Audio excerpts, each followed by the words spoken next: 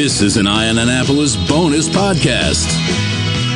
We're back here at Rise Up on Somerville, and it's busy, and I love to see a busy local business at 1:15 in the afternoon, but we are sitting here with Liza Roe, who, well, I'm going to introduce you. You are the sober poet, which is really kind of cool. And to start it off, I mean, I've watched some of your stuff on YouTube. I've listened to your podcast, and I've seen your website, and if nothing else, you seem to be very open and tell it like it is, kind of a girl. I try. Yeah. Okay. Well, after watching the YouTubes and listening to the podcast, this is for anybody that's listening's warning that, hey, if the language gets a little bit off kilter here, it's okay. Honesty works here for sure. So that's your warning there. But you have written a book called The Sober Poet, and I ran across that book in Bread and Butter Cafe, Bread and Butter down in Eastport. And while I was waiting for my sandwich, I was sleeping through it. It was really kind of neat. And sort of a mutual friend of ours, Mike Kinder, had suggested that I reach out to you. And I'm excited to talk to you and find out how this all came about and what drove this book. I see you've got your merchandise T-shirt on, so yes. Promoting it here. So, I mean, are you native here of the area? I like to call myself local, and that's because I grew up in Severna Park. Basically, I went to all of the elementary schools. Okay. Yeah, we can't be You're friends one anymore. Of those. But I've lived in Annapolis for the last 6 or 7 years now, ever since I graduated college. So, okay, great. And you've been up here all your life. Yes. And your book, The Sober Poet, is all about a recovered alcoholic. Yeah. Which is the musings of a recovered alcoholic, which is you. And it's certainly not something that anybody would use to define you, but I mean, you are openly using that, saying that you had a problem. But what was your journey about with alcohol? I mean, you say you're recovered, past tense. Yes. When did drinking start for you? And as I look at you, and I'm going, okay, well, she's like, I think I would say like early 20s, but you corrected me and said, okay, it's a little bit older, but I'm not going to get into it. But when did drinking start for you? I would say in high school, and it was only, it was a very brief introduction. I didn't call myself an alcoholic, John, until I stopped drinking, to be honest with you. It was like 3 years after, I think, that I started identifying myself as an alcoholic, because even in high school, I didn't get really heavy into drinking, but when I did drink, it was excessive. It was drinking to the point of getting drunk. That was the point of alcohol to me, was to drink it to get drunk. I thought that was the whole deal, That was the cool. So it wasn't like you woke up in the morning and needed a shot or anything like that. No, and I never got to that point either, like where I was, waking up and needing a shot or hair of the dog or whatever it's called. But I never got to that point. Wow. And what was it that attracted you to it? Okay. I mean, I know when I was younger, okay, I've tried any number of different things. And I mean, I smoked weed and I drank and everything else when I was younger. I had a friend, and it was a drug, and I don't even know if it's still around, called Crank. I had a roommate that was using it. Ironically, he was a senior vice president of Toys R Us at some point in his career. But I came into the dorm room in college one time, and he's snorting this stuff, and he makes this horrible face, and it's like, and I'm like looking at him, and he says, "Here, you want to try it? It's great." I said, "No, it looks like you practically died. Why the hell would I do that?" But apparently there was something that he got out of it. I mean, what was it that you loved about drinking on the binge? Yeah, well, like you said, it's with any drug or substance, alcohol included, it makes you feel something or nothing. Like sometimes it's the lack of feeling that like I was chasing. But for me, I found confidence in it. I was really, really, really shy growing up. And then in high school, when I found alcohol, I found myself like just more charismatic. I think anyone would agree that, they start to loosen up when they've got a beer blanket on, liquid courage. Right. So like, and that was the whole thing. I became this person that I actually liked and admired the confidence that I had while I was intoxicated. So it was like I became this person that I suddenly like wanted to be. Like I didn't want to be who I was without the alcohol. And that was a good thing at the time. Yeah. The obvious question now is, what changed your mind? Well, I started not liking that person that I turned into when I was drinking, because it was fun for a while, like a long time, to be honest with you. It wasn't until after college that pardon my French, but shit started to hit the fan. And I lost control. Like, I felt like I didn't know what was going to happen when I was drinking. And that was scarier than anything else. Like, I felt like I couldn't trust who I was going to become while I was under the influence of alcohol. That's got to be terrifying. It is. Yeah. Anybody that has experienced it will. How low did you go? I mean, you hear about stories about people blacking out from drinking and stuff like that. I mean, did that enter into your life? Oh, absolutely. And I used to pride myself on saying, like, I never black out. That's not something that I do. But then after college, I would start to. 2016 to 2018, because I stopped drinking in 2018, but they were pretty rough. And I remember the last time that I got really intoxicated and like just scared myself. I was kicked out of a bar in Baltimore, Soundstage, and I don't even remember who I was there to see. Soundstage is great. Yeah, it was a good time. I think maybe someone would have to tell me because I don't remember. But I ended up. It was funny because when I went out that night with my friends, I told my friend, "I'm not drinking tonight. I'm taking a break." And we got to this house to pregame, as they call it, and there was free alcohol. And I was like, "Oh well, if it's free, like of course, like I will indulge now." So I got intoxicated and then got to this Soundstage club, and I was there one drink worth of time before I was being escorted out, and I have no idea why. I might have peed on the floor. I have literally no idea why I was taken out of this bar. And then I got into a car with a stranger. Just completely forgot my kindergarten lessons of stranger danger situations. Right. And I got into a car with a stranger. I ended up having to jump out of that vehicle to avoid a sexual assault. So that was kind of, it scared the living daylight out of me. Yeah. No. Or no? If I'm being honest, no. I had no intention of stopping drinking after that, actually. Just being a little bit careful. A little bit more careful. Well, I was afraid to drink, so I ended up just saying I wasn't going to drink in public anymore because I was afraid of what I might do. And I'm like, how ridiculous is that? Like, so I ended up talking to my therapist a little bit about it, and I told her I had these two bachelorette weekends coming up in New Orleans, of all places.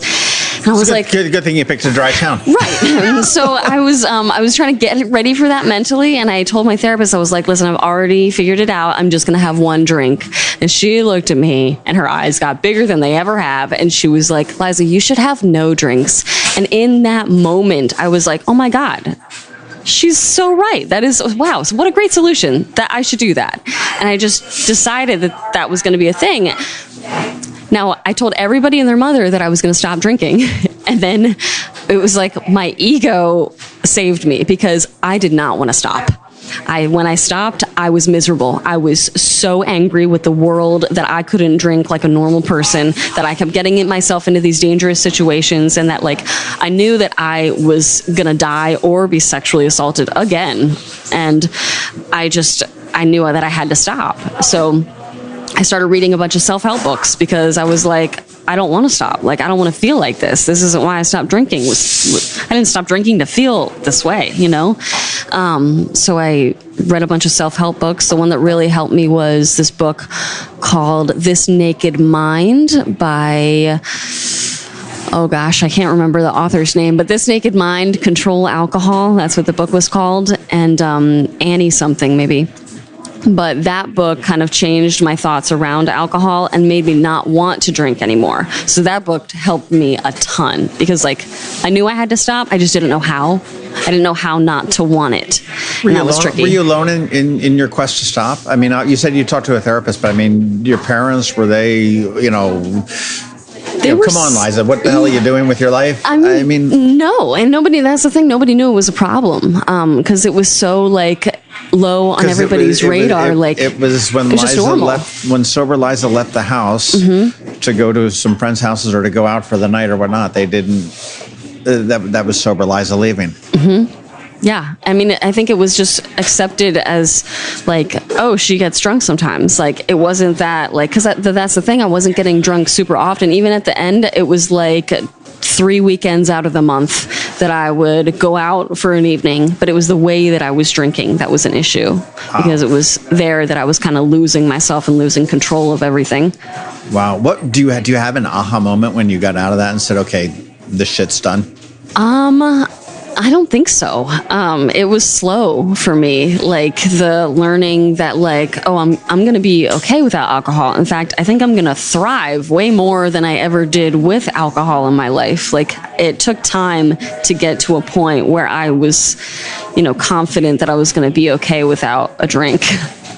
It's a pretty deep story. I mean, it's and you talk about how you were this introverted, shy, type of thing, which you're not now. No, I would say I'm sure that's not a word that's coming out too often. And I mean, I think I don't know whether part of the good parts of the party girl Liza stuck or whatever it may have been, but it's an incredible story, and congratulations for figuring it out. And I mean, I think it's remarkable that, and laudable certainly, that you did it on your own as opposed to, I mean, you hear stories about whether it be drugs or alcohol or whatnot, how it tears apart a family and the whole nine yards. Oh my God, I mean, I did a podcast with a guy that went through the Samaritan House's recovery program. Yeah. And he told me his low was sleeping in the Market House bathroom in poopy pants and stealing from his grandmother and everything else. And he'd gotten through and recovered and everything else. And, it was a great story. And unfortunately, a year later, he relapsed, overdosed, and passed away. Wow. So, I mean, it's laudable that you've been able to take this and you've written I wouldn't even say a book, you've written a collection of poems. Right. 57 poems from my first year of sobriety. So this was all done in the first year after you said enough. Yeah, in my first year of sobriety, and that's to say that, so my first year of sobriety was not when I stopped drinking in 2018. It took me time to get to a point where I was completely sober, because what I found myself doing is starting to replace alcohol with weed.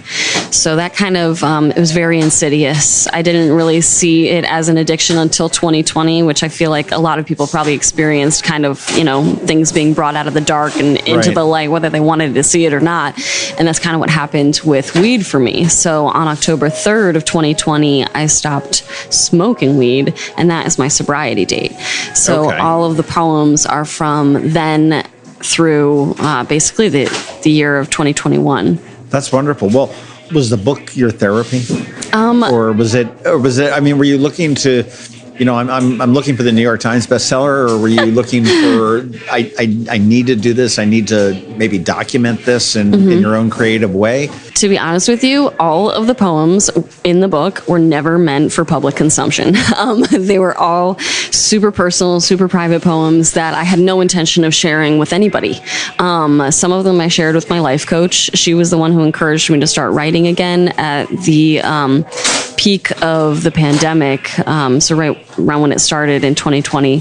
So I started writing, and all that came out was poems, and I kept writing. And then I got to a point where I was talking with my life coach again, and I told her I wanted to write a book, but I didn't know what about. So I started toying with some ideas. I was like, what would be like, something where I know like it would help people. Like I want to be able to contribute something. And so I don't know, I can't remember exactly why I thought of it, but I think the people kind of in my circle at that point in time, I just saw like, I had shared some of the poems that I had written from my first year of sobriety with those people, and it really resonated with them. And I was like, what if I just took all of the poems that I wrote that have to do with being an alcoholic or losing control or trying to make amends to people I've hurt throughout my addiction? Like, what if I just put that all in a book? Like, I wonder if it would resonate. And from the feedback I've gotten so far, it has. Well, I've got to imagine it was therapeutic. I mean, you hear that people say the first step to recovering from any kind of addiction is to admitting that you're an addict. Yeah. You sort of took it a couple steps further and wrote 100 pages. I'm just going to announce it. Yeah. pages of it. Yeah. But so I mean, was it indeed therapeutic for you to do that? And I mean, and you kind of memorializing this period of your life. Yeah. You're not, presumably going back into that period of life. So this was a, a chunk of your life that's now published for eternity because it's on the internet. The internet lives forever. I can't get rid of it now. It's taken me time to kind of come to terms with it, and I've gone through different phases of feeling like imposter syndrome. I'm no stranger to that, and just feeling like, who am I to share these things, and like, is this actually going to help somebody? Like, or I start to go through it like, do I want it to be a New York Times bestseller? Sure, but that's not the main goal at this point. It's just to spread the message. Right. Well, I know it's, as I look through your website and stuff like that, one of the main features of it, I think, is your dog. So tell me about your dog. My dog is my soulmate. You need to meet my daughter. Yeah, she has two soulmates down in North Carolina. I love dogs.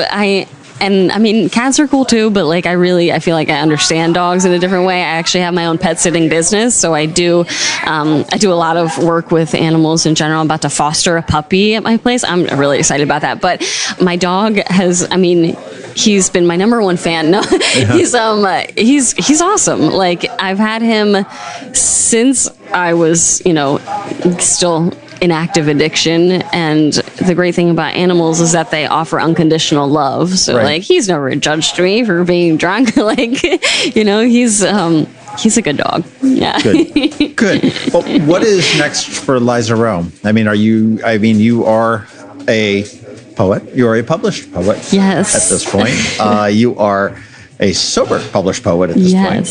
But you have, I know you've got merch and stuff like that on your website because you've got a great message. You really do that.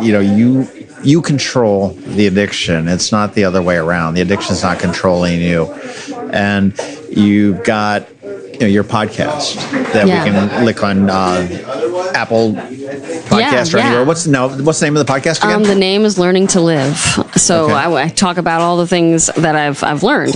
Quite literally, it's things that I've had to learn, unlearn, relearn. I feel like we're taught so many different things in our school system, by our parents, and by our society that we grow up, we're like, I don't know if this is actually right, or the way that I want to live. And so that's kind of what the podcast is about, kind of finding my own way.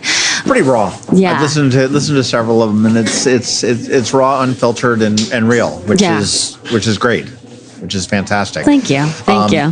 You put them up on YouTube as well, I know. I only just started doing that. Right. I know you mentioned Brave girl. It's scary. Have a visual with the audio.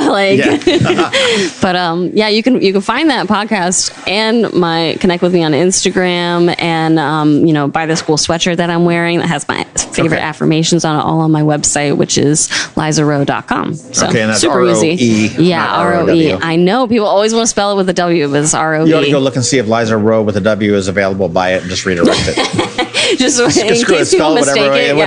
Whatever way you want to spell it, just bring it over You'll here. Find it. That's awesome. Where were your parents in your journey? Okay, obviously you said they were clueless. No offense to mom and dad, but during the time, and let's be real. I've got 3 kids, and I'm sure that I am. I think I'm in tune. I'm probably not nearly as in tune as perhaps I should be. But where were your parents during your journey when they, obviously at this point they know that you had a problem. Yeah. Hard to say. My dad worked a lot, to be honest with you. So my mom, on the other hand, I think it was just, they did the best they could trying to introduce alcohol in a responsible way, with wine during holiday meals. We all do. I got huge fights with my ex-wife growing up because I always told my kids from ankle high that, when you get into trouble, when you're drinking underage in high school and stuff like that, always call us if you run into a problem. And whether it be, you're finding unwanted sexual advances for the girls or the boys, whatever it may be, whether you feel unsafe to drive or the person's driving and the whole, no ramification. I told them all that. And she said, "You're encouraging them to drink." I said, "No, I'm just being real that they're going to." Right, right. It's, it's not a matter of, if, it's a matter of when. Right. And, the 2 of them used it. They called. Yeah. And we had to stick to our word and say, okay, well, we're not going to kick your ass tonight. We'll wait till tomorrow after we're all I feeling think that's all you can do, though, is like kind of leave the door open, you know, and have them know that it's there. And then you hope that they make the right decision. If they don't, well, like, that's just a lesson in the making. So, right. Are they supportive of you right now? absolutely. Oh my God. I don't think they could have be prouder, especially my mom. Are they gobsmacked about where you were? Yeah, they had no idea. And you know, you mentioned, you know, not being totally in tune, or like not as in tune as you could be. And like, I feel like, you know, my parents definitely like blame themselves partly. And it was like, there's nothing they could have done. Yeah. Like, they did everything that they could, you know, they did the best they could. And I feel like I was also just a really good liar. Is the other part of it.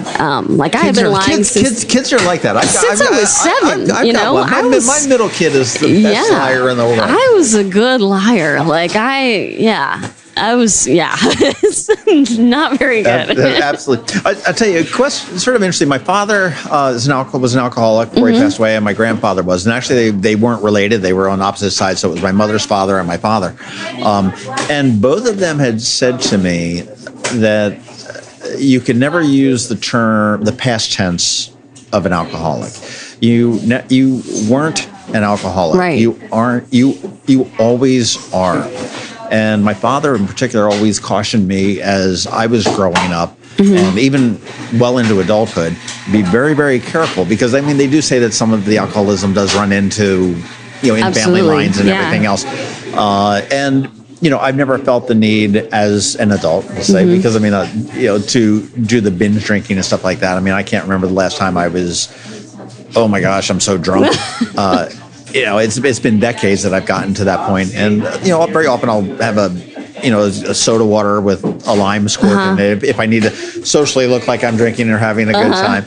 But, I mean, do you somewhat agree with that? Do you think, I mean, do you have to be super, super careful? I mean, if we were not sipping lattes and iced teas, and I was drinking a beer, is that a problem for you? Absolutely not. And I know for some people it is, and I totally respect that. But like, for me, I don't have a desire to drink.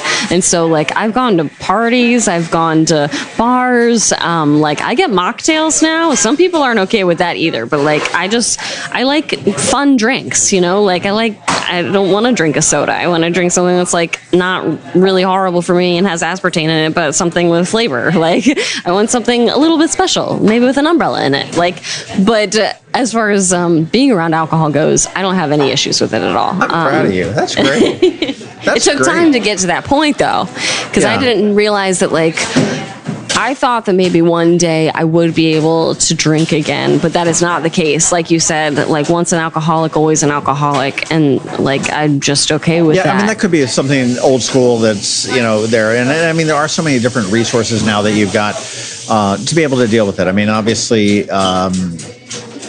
you know, in my generation, certainly my parents' generation, you know, going to a counselor, oh my God, that was like the sign of the weakness from something like that. Now it's like, you know, well, it's Tuesday. Yeah. And, you know, so you know, times have changed, and I know, and actually here in Annapolis, and I saw that you are doing and sort of hosting an open mic night. Yes. At, a new, and I don't want to call it, well, it is, I guess it's a sober club.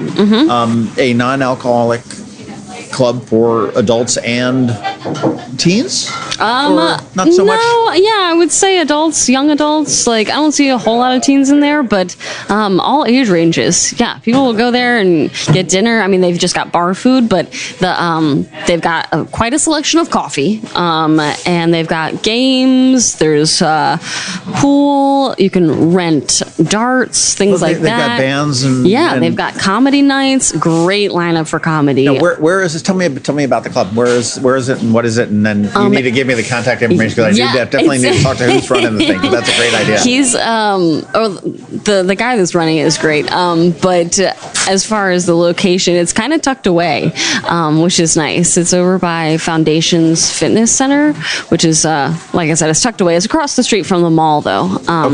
And it's in a business complex. It is. It's called, sort of behind the bowling alley. Kinda. It's over in that direction, but yeah, not as far as the bowling alley. Okay.